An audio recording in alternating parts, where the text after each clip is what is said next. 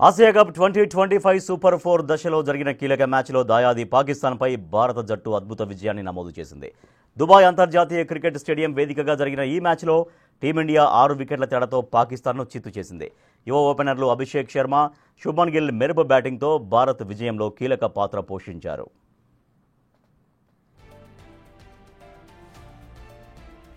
172 పరుగుల టార్గెట్తో బరిలోకి దిగిన భారత్కు ఓపెనర్లు అదిరిపోయే ఆరంభాన్ని ఇచ్చారు. అభిషేక్ శర్మ 39 బంతుల్లో 74, శుభ్మన్ గిల్ 28 బంతుల్లో 47తో పాక్ బౌలర్లపై ఎదురు దాడికి దిగారు. వీరిద్దరూ తొలి వికెట్కు కేవలం 9.5 ఓవర్లలోనే 105 పరుగుల భాగస్వామ్యం నెలకొల్పి గెలుపుకు బలమైన పునాది వేశారు.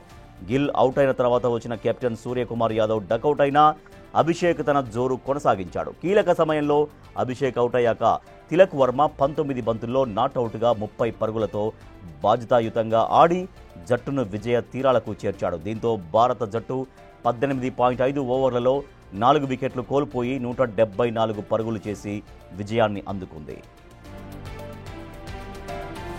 అంతకుముందు టాస్ ఓడి బ్యాటింగ్ దిగిన పాకిస్తాన్ జట్టు నిర్ణీత 20 ఓవర్లలో 5 వికెట్ల నష్టానికి 171 పరుగులు చేసింది.